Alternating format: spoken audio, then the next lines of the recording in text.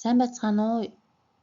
Япон улсад суралцахаар төлөвлөж байгаа 17-оос 35 насны залуучуудад зориулаад Elite Education компани зүгээс Япон улсад суралцах талаар мэдээлэл хүргэж байна. За юуны түрүүнд компанийнхаа тухай товчхон танилцуулъя. Тэгэхээр Elite Education компани маань 2011 онд байгуулагдаад 14 дахь жилдээ үйл ажиллагаагаа тасралтгүй явуулж байна. Манай хамт олон сургалт зуучлалын салбарт ажилласан 15 жилийн туршлагатай. Үйл ажиллагааны чиглэлийн хувьд сургалт зуучлал, баталгаат орчуулга, боловсролын аялал гэсэн 4 төрлөөр явагддаг. За сургалтын хувьд Монголдоо англи, япон, солонгос хэл, монгол бичгийн бүх түвшний сургалтыг зохион байгуулдаг 3-аас 12 дугаар ангийнхан насанд хүрэгчид хамрагддаг. За сургалт зуучлалын хувьд Америкийн нэгдсэн улс, Япон, Солонгос, Арабын нэгдсэн Эмират улсын Дубай, Абу Даби хотууд мөн Англи улсад суралцуулдаг. Тэгэхээр эдгээр улсуудад хэлний бэлтгэл, бакалавр, магистр, доктороор суралцахаар төлөвлөж байгаа залуучууд маань бидэнтэй холбогдоорой. За түүнчлэн англи, япон, солонгос, орос хэлнээс бүх төрлийн бичгийн орчуулгыг хийж байгаа. За мөн ахлах ангийн суралцагчдаа зориулаад Америкийн нэгдсэн улс, Япон, Дубайд боловсролын аяллыг зохион байгуулдаг. За тэгэхээр тус аяллаар сурагчид маань тухайн улсынхаа их сургуулиудтай, хэлний сургуулиудтай танилцах, за томоохон зах дэлгүүрүүдээр явж амьдрах өртөг зардлаа судлах, өмнөх явсан оюутнуудаас мэдээлэл цуглуулах, за түүнчлэн бусад аяллаа хөтөлбөрт багтсан газруудаар аялах зэрэг маш ариун хөтөлбөртэй аялал байдаг. За тэгэхээр тухайн аялалд явж ирснээрээ сурагчдын хувьд илүү зорилго нь илүү тодорхой болох. За тэгээд илүү үр дүнтэй суралцах зэрэг олон давуу талуудыг аяллаасаа авсан байдаг. За ингээд Япон улсад суралцах талаарх мэдээлэл рүүгээ оръё. За тэгэхээр залуучууд маань бүгд өөрсдөө судлаад Японд суралцахын давуу талыг тодорхойлоод сонголтоо хийсэн байгаа. За бид дараах давуу талуудыг бас нэмэлтээр хүргэж байна. Японд боловсрол эзэмшээд Японы нийгэмд төлөвшсөн боловсон хүчин Монголын альч байгууллага дээр илүү өндрөөр үнэлэгдэж байгаа. За түүнчлэн Япон Монголын дипломат харилцаа бусад улс орнуудаас илүү ойлгомжтой, бодит нөлөөлөлттэй байдаг. Ер нь буцалтгүй тусламжууд, за сургууль цэцэрлэгийн байшин барилгууд, за мөн элчин сайдын яамны зүгээс Япон хэлний сургалт явуулдаг. Япон хэлний сургалттай ихтэй сургалтын төвүүдэд маш их тусалж, дэмжиж ажилладаг байгаа. За суралцсангаа ажиллах эрхийг хэлээр нэвтрэх үед олгодог. Тэгэхээр Японд суралцахын хажуугаар 7 хоногт 28 цаг ажиллах эрхтэй байдаг. За бакалаврын зэрэгтэй болвол Япон улсад үндсэн ажилтан болох боломж 100% байдаг. За энэ нь ерөнхийдөө бол Монголдо бакалаврын зэрэгээ хамгаалчихсан Японд очиод хэлний бэлтгэлээ төгсөөл үндсэн ажилтан болох бүрэн боломжтой гэсэн үг байна. За мөн хувь хүний хувьд бол санхүүгээ зөв зохион байгуулж сурна. За тэгэхээр Монголоос ээж аваасаа авж байгаа болон өөрийнхөө ажил хийгээд олж байгаа мөнгө байгаа За тухайн мөнгөө алийг нь сургалтын төлбөрт, алийг нь байрныхаа төлбөрт, амьдрах зардалтаа утсандаа, алийг нь цааш нь хадгалах вэ гэдэг ингээд санхүүгийн боловсролд суралцдаг байгаа. За мөн хариуцлагатай, ёс зүйтэй байдлыг өөртөө хөвшил дадал болгосон байдаг. За мөн цаг хугацааг зөв төлөвлөж тухайн цаг хугацааг үр дүнтэй өнгөрүүлэхэд маш сайн суралцсан байгаа. За түүнчлэн Япон болон бусад орны оюутан залуучуудтай найзалж нөхөрлөөд танилын, мэдлэг мэдээллийн хязгаарыг тэлдэг зэрэг маш олон давуу талуудыг нэрлээд байх боломжтой. За мэдээж хэрэг Япон улс маань Азийн маш өндөр хөгжилтэй техник технологийн сүүлийн үеийн бүхэл өөрчлөлт шинжилгүүдийг хийсэн байдаг зэрэг гэл тэр талаас нь авч үзэх юм бол маш олон давуу талууд мэдээж байгаа. За тэгэхээр хэлний бэлтгэлийн хувьд жилдээ 4 удаа элсэлт авдаг. За 1 сар, 4 сар, 7 сар, 10 сард. За тэгэхээр яг бол 25 оны 10 сарын элсэлт явагдаж байгаа. Тэгэхээр 10 сард явхаар Японд 1.6 жил сурдаг. 1 сард явбал 1.3 жил. 4 сард явах юм бол 2 жил, 7 сард явах юм бол 1.9 жил сурдаг. За манай улсын хувьд болохоор 6 сард их сургуулиуд, ахлах сургуулиуд одоо төгсөлтөө хийгээд гэрчлэгээгээ гартуулдаг. Тэгэхээр 9 сард хичээлийн шинэ жил маань эхэлдэхтэй холбогдуулаад манай оюутнуудын хувьд 10 сарын элсэлтэнд маш их хамрагддаг байгаа. За бүгдээрээ одоо 25 оны 10 сарын элсэлтээр явъя гэж төлөвлөчихсөн бол ямар одоо цаг хугацааны дараалал бидэнд байгаа вэ гэхээр за сургуулиудын бүртгэл ерөнхийдөө 4 сарын 20-оос 5 сарын 1 гээд таагдаж байгаа. За зарим сургуулиудын элсэлт бүр 2 сар таагдсан. За учир юу вэ гэхээр Японы сургуулиуд нь одоо нөгөө шилдэг магадлан итгэмжлэлтэй элчингийн 1-р зэрэглэлийн гэдэг ч юм уу тийм ангилалтай байдаг. Тэгээ эдгээр сургуулийнх нь оронтой илүү хурдан дүүрдэг. Яагаад тэгэхээр визний гаралт маш өндөр хувьтай буюу 99-ээс 100% байдаг. За тэгэхээр одоо та бүхэн маань 4 сарын 20-оос болж өгвөл хоцрохгүйгээр ирээд бүртгэлтэй хамрагдах юм бол шилдэг сургуулиудаа элсэн орох боломжтой байгаа шүү. За бид бүхэн материалаа хүлээж аваад орчуулж цэгцэлж дуусаад 5 сарын 5 гэхэд сургууль руу материалаа явуулна. За ингээд сургууль материалыг хүлээж аваад өөрийнхөө зүгээс хавсаргах ёстой бичиг баримтуудыг хавсаргаад одоо Японд байгаа гадаад хэргийн яамд виз мэдүүлнэ. Ингээд бид хүлээлгийн горимд шилжинэ. 8 сарын 20-оос 9 сарын 1-ний хооронд сургуулиудын хариу ирдэг. За ингээ хариу ирсэн. Хариу буюу энэ нь Японд оршин суух зөвшөөрлийг олгож байна гэсэн үг. За бид нар бол үүнийг шар хуудас гэд нэрлээд заншсан. За тэгэхээр 8 сарын 20-оос 9 сарын 10-ны дотор нөгөө шар хуудас ирсэн оюутнууд маань төлбөрөө төлнө. За ингээд 9 сарын 10-наас 20-ны хооронд төлбөр төлсний дараа оршин суух зөвшөөрөл маань ирдэг байхгүй юу? За тэгэхээр тэр оршин суух зөвшөөрлөө аваад 9 сарын 10-наас 20-ны хооронд Японы элчин сайдын яамн дээр пассворттайгаа хамт аваачж өгөөд визээ даруулж авдаг. Тэгэхээр 8 сарын 20-нд гарсан хариунд үндэслээд виз олгож байгаа учраас татгалзах шалтгаан бол байхгүй. Гол нь Японоос хариу маань одоо баталгаажж ирэх нь илүү чухлаа гэсэн үг. За ингээд Япон руу 9 сарын 20-наас 30-ны хооронд нисдэг байгаа. Хичээл маань 10 сарын эхээр эхэлнэ. За 4 сарыг бүгдээрээ алгасчи. 26 оны 4 сард явах оюутнуудын хувьд гэсэн үг байна. За төлбөрийн мэдээллийн хувьд за ер нь бол Токио орон нутгийн сургуулиуд гэхгүйгээр хэлний сургуулиуд бол ингээд 6 сараар болон 1 жилээр төлбөрөө авдаг. Тэгэхээр сүүлийн жилүүдэд ихэнх сургуулиуд 1 жилээр авнаа гэж байгаа. Яг нь зарим нэг сургуулиуд бол 6 сараар авъя гэсэн одоо төлөвлөгөөтэй байгаа. Тэгэхээр 6 сараар төлбөрөө төлж байгаа тохиолдолд за 6 сарын сургалтын төлбөр нь 10-аас 11 сая төгрөг. За 1 жилийн сургалтын төлбөр нь 18-аас 20 сая төгрөгийн хооронд байна. Йенийг бид нар 23-аар бодсон байгаа. Магадгүй йен 22, 21 гэж жоохон доошогоо унах юм бол ханш унах юм бол төлбөр маань бага зэрэг багаснаа. За дотор байрны хувьд Токио болон одоо Осака, Нагоя, Киото ч гэдэг юм уу тийм томоохон хотуудад бол байрны төлбөр нэг сая 200-аас сая 500 мянган төгрөгийн хооронд байна. За жижиг хотуудад буюу одоо Токио энэ том хотуудтайгаа ойролцоо 30-40 минутын зайтай, цагийн зайтай одоо байдаг хотуудын хувьд байрны төлбөр нь 350 мянгаас 800 мянган төгрөгийн хооронд байгаа. Гэхдээ Токиод сурахтаа оюутнууд ганцаараа биш хоёулаа одоо дундаа төлбөрөө түрээсээ төлөөд хамтран байрыг түрээслэх боломж бас байдаг. За тэгэхээр төлбөрийн хувьд бол бүгдээрээ сургалтын төлбөр, байрны төлбөр маань нэг иймэрхүү багцаанд байна. За бусад төлбөрийн хувьд бол онгоцны тийз, амьдрах өртөг зэрэг орж байгаа. Тэгэхээр онгоцны тийзний хувьд нэг талдаа авдаг. За нэг талдаа 920 мянгаас 1 сая 500 мянган хооронд л ер нь бол авж гин. За амьдрах өртгийн хувьд бол Токиод бол байр ороогүйгээр амьдрах өртөг маань бол 1 сая төгрөг орчим. За хоолоо аавна, унаандаа суун, метрондоо суун, утасны төлбөрөө төлнө. За мэдээж хажуугаар нь жижиг шажиг авах зүйлс бас гарч ирнэ тийм ээ.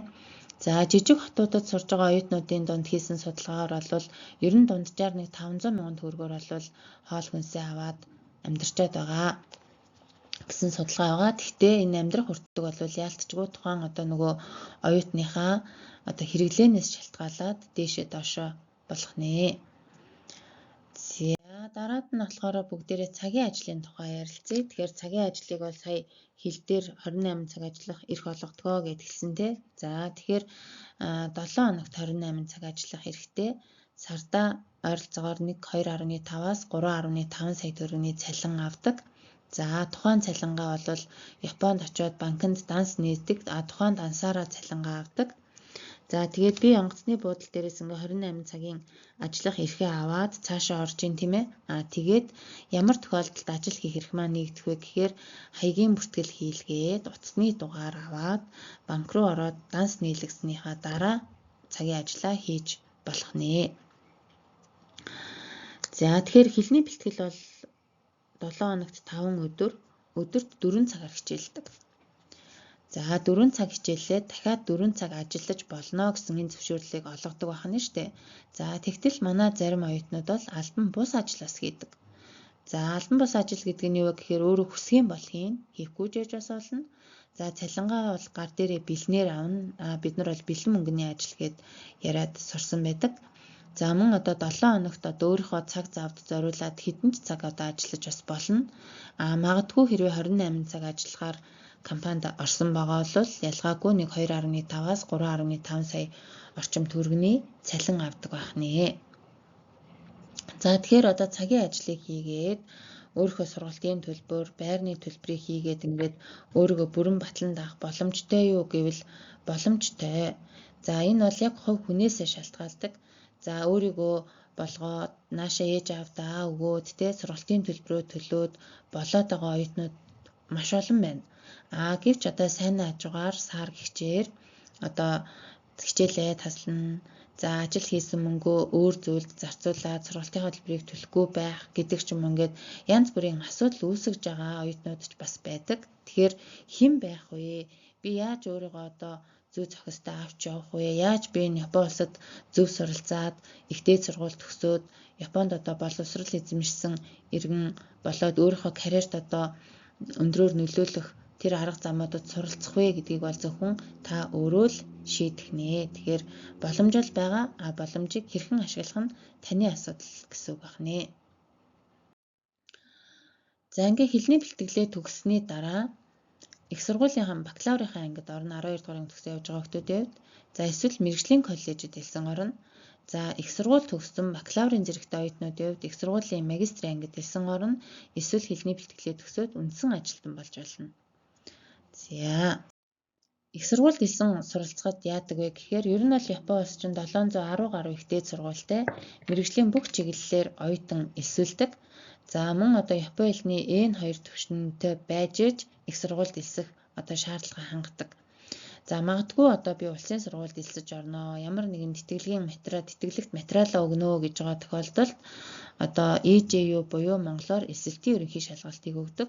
За энэ шалгалт нь болохоор хим, физик, биологи зэрэг байгалийн ухааны хичээлүүд за мөн англи хэл, Япон хэл дээр шалгалтаа өгдөг.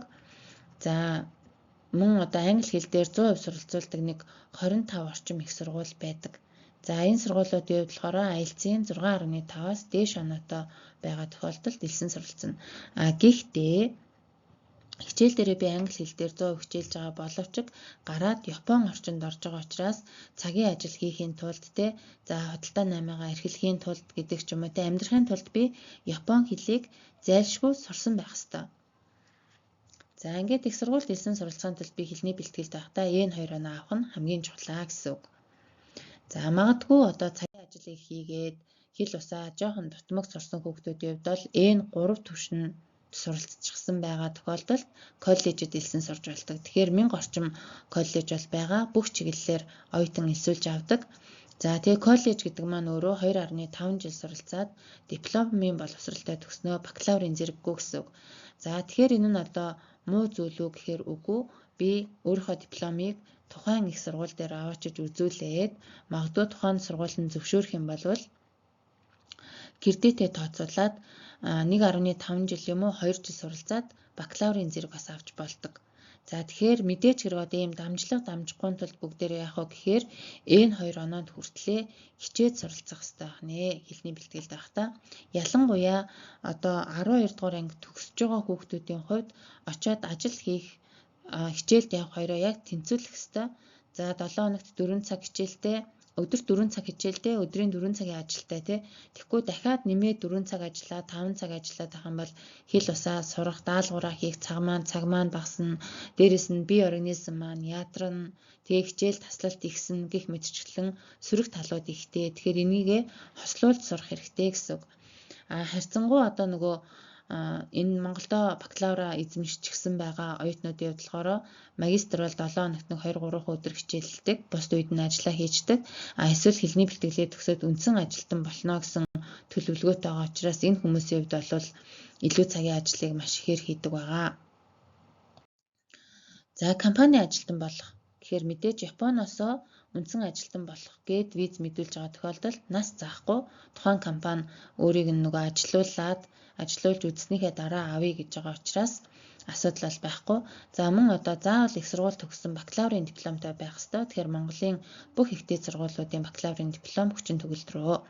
За мөн одоо Японы хэлний төвшин Монголоос одоо мэдүүлэхэд N2 гэдэг бол Японоосоо үндсэн ажилтан болох гэж байгаа тохиолдолд N3 магадгүй тухайн компани энэ хүнийг авъя гэх юм бол N4-тэй оюутнууд ч одоо үндсэн ажилтан болж болдог. Гэхдээ мэдээж хэрэг аль болох өндөр цалин урамшуулалтай тий одоо өсөн дэвжих одоо team компанид ажилд орё гэх юм бол N3-аас дээш N2, N1 оноотой байх ёстой. Тэгэхээр хэлний бэлтгэл суралцж авах хугацаанд хэлээ хойш тавилгүйгээр маш сайн суралцах ёстой байна. За хугацааны хувьд бол үндсэн ажилтан маань хязгаар байхгүй 3 жил 5 жил гэсэн зүйл байхгүй. Одоо би тэтгэврт гартлаа ч юм уу тий магадгүй одоо 5 жил 10 жил 15 жил одоо ажиллаад та буцаад ирж болно. Эсвэл ирэхгүй байх сонголтыг ч бас хийсэн оюутнууд байдаг. Гэхдээ мэдээж хэрэг Монгол хүмүүс байна хизээ нэгэн цагт Монголдо ирэх байх. За тэгэхээр бас нэг давуу тал маань гэр бүл үр хүүхдээ дагалдан визээр авч болдог. Гэр бүл гингүүт аав ээж ах дүүгээ гэд бодчихдог. Тэгэхээр гэр бүл гэдэг нь зөвхөн эхнэр нөхөр болон хүүхдүүдийг хэлдэг. За аав ээж ах дүүсийн хувьд яах вэ гэхээр за хүүхд маань тэнд сурж байгаа, ажиллаж байгаа тохиолдолд одоо хүүхд дээрээ очно гэд аяллаа визээр ирж очиж болдог. Харьцангуй Японы аяллаа виз бол маш сайн гардаг байгаа. За ингээд эцэст нь бүгдээрээ 25 оныхоо 10 сард Япон улсад суралцъя гэд одоо материал бүрдүүлэлт рүүгээ орж байгаа тохиолдолд суралцагчийн зүгээс гадаад паспорт, иргэний үнэмлэхний хуулбар, цээж зураг, за мөн их сургууль төгссөн, ерөнхий боловсролын сургууль төгссөн гэрчилгээ, төгссөн сургуулиасаа төгссөн нь үнэн гэсэн тодорхойлолт, за эсвэл Монголиагаас авч болно. За мөн Япон хэл сурсан гэсэн 150 цаг сурсан гэсэн сертификат дүнтэйгээ байх ёстой. За мөн ажилтдаг бол ажлын газрын тодорхойлолт, сурдаг бол сургуулийн тодорхойлолт аавна. За гэрэлсийн хэсэг лавлгаа, төрсний бүртгэлийн лавлгааг Монголиагаас аваад манайх руу мэйлээр явуулчихна. За үйлчилгээний хураамж 500 сая төгрөг байдаг. Энэ маань болохоор нийт материалын орчуулга. За мөн тухайн материалыг шуудангаар явуулах төлбөр байгаа.